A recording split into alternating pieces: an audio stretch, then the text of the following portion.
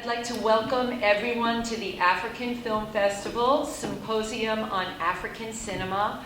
We have some amazing guests with us here today. I'm Wendy Stuart Kaplan, and my film is Fragile Beauty. How do we bridge culture through film? Filmmaking is a way to get our voices heard, to get our stories told. So the way that I feel is the easiest way to bridge is to take the culture you're in now and mesh with any other culture that you're trying to get a message out to. The cast, local cast, along with cast from the continent, and then fuse the stories together and fuse the cast together and tell our stories that way. But it's very important. Now, being that people are from different cultures, what kinds of problems can you encounter when you're doing that kind of thing? Food on set is one of them. You know, how much of the Nigerian food we're going to have versus how much of the American food we're going to have. So this is very interesting. You had American college students, and then you had local people. Local people that helped us, and we train them because we want to transfer skill. Right. And so that when we leave, they want to do filmmaking, they can do filmmaking. Right. So for their own country. I think fantastic. Both of you have brought up a really good point. You know, this is really how film, in many ways, can bridge a gap because people are actually learning from each other. Well, most of our film was shot in a maximum security prison in Uganda, and getting permission to bring cameras in there was a challenge. I cannot even begin to. What was that like? We are, as a people, very animated.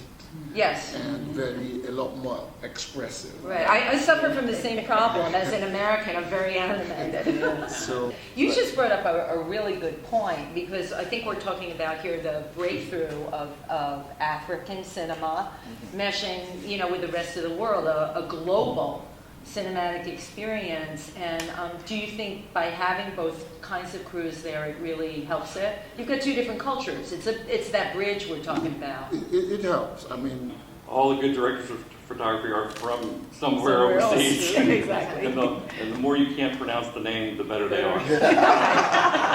And everybody knows I'm guilty of that. We really are a United Nations. Yeah.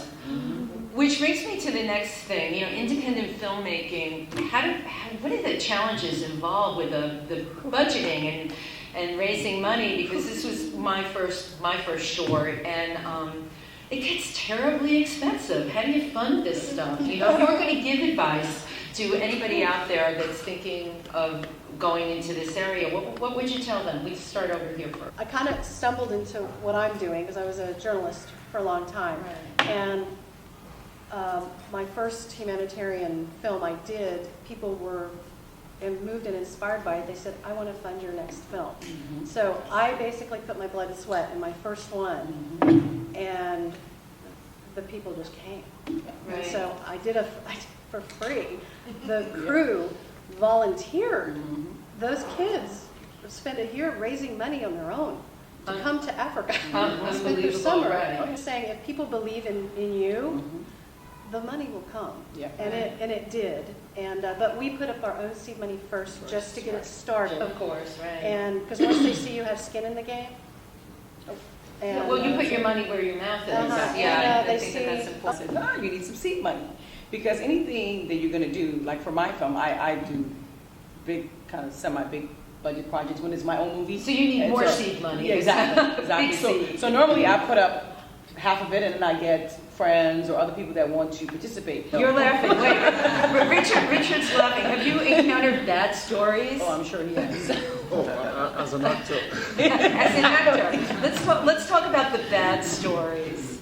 For instance, my last movie, The Wedding Party, which went on to become the highest grossing movie in Africa today. I rejected the script. It's on Netflix, you know. It's on Netflix. I know it's on Netflix. If it was on Netflix, you're ready. I rejected the script. Well, why did you reject the script? What about the I script? didn't like what it was on paper. Finally, I just stopped the money that I ordinarily I would charge, just put something more on it, and I said, you know, then if you pay me this, I'll do it. He said, yeah, okay, I'll pay you. And you can't say no. And You're controlling, aren't you? He's good when he does, though. I have to say he is really good at what he does. Your character, Gunpowder, and Olabere, did I say it correctly? I work really hard to say things correctly.